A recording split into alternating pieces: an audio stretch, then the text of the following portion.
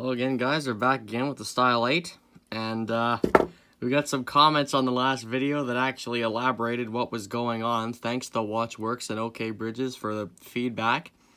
It turns out that the reason why this thing won't wind up is because this fork isn't aligned properly, or these pallets on the fork here won't align with this alarm escape wheel.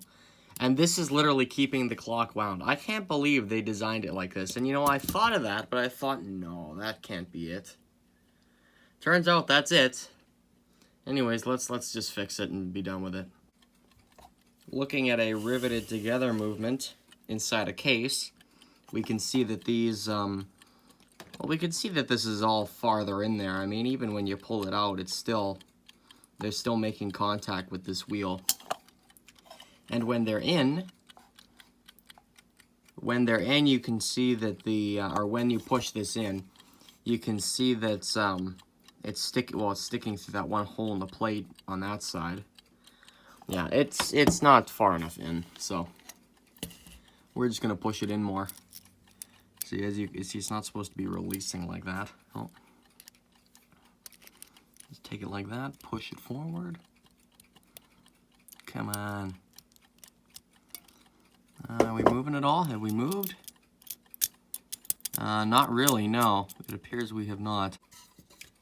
Okay, we got it moved up a little bit. I think having the pliers like this. Okay, we got it to move up a little bit. I think having the pliers this way, and then having them like this, and then just pushing like that, rocking it back and forth, I think that's actually getting us somewhere. See, it's closer to the plate now, or it's closer to that hole, or it's closer to sticking through that hole now. Yeah, there we go. We're looking better.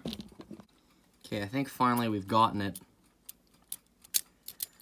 It still does this when you pull it back, but when you push it in, it's tighter now, and this pallet here is sticking through this or that hole, so that's good. So it isn't losing contact with the wheel entirely when you do that, or when you pull it back.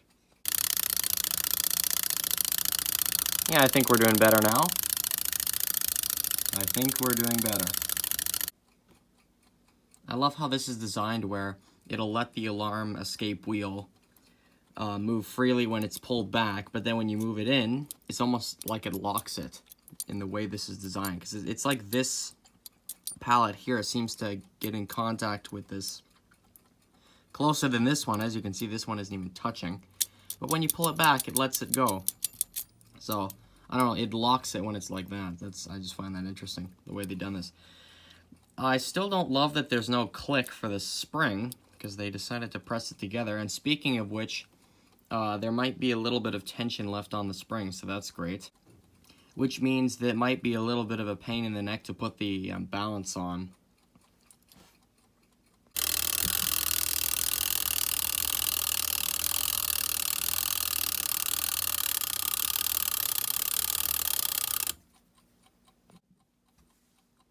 So with that done, I just have to finish assembling it.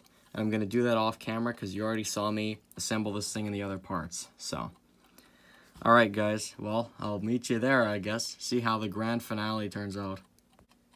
Let me just explain something to you guys first, and then maybe I'll go ahead and do it.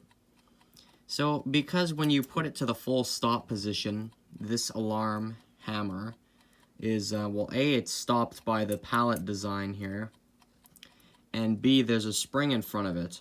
And when the alarm goes off, or when you trip the alarm, this spring moves up. Okay, so let's say it's on. It's set to, the alarm is set to, I don't know, 8 o'clock or whatever.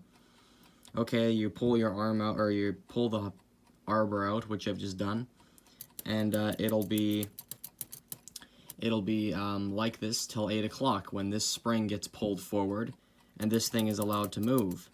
Well, the problem is, because this spring doesn't have the tension it has, you can pull this even further back, and then you basically just defeat the spring altogether. I think what I'm gonna have to do is maybe, I don't know, put a little dab of glue or something on the end of this arbor, so it doesn't let it pull back as far as it is going. I know, right? Great English, guys. But you kind of get what I'm saying, right? This thing moves back too far, and that spring doesn't have the. I mean, well, if this were to if the clock were to be wound and this were to happen, and the alarm would immediately start ringing. Maybe you just have to remember to just push it in a little bit, and then this way it'll hold. But if you pull it like. Actually, that way it'll hold too, but if you pull it all the way back, then yeah, it just goes free, but you gotta push it in a little bit.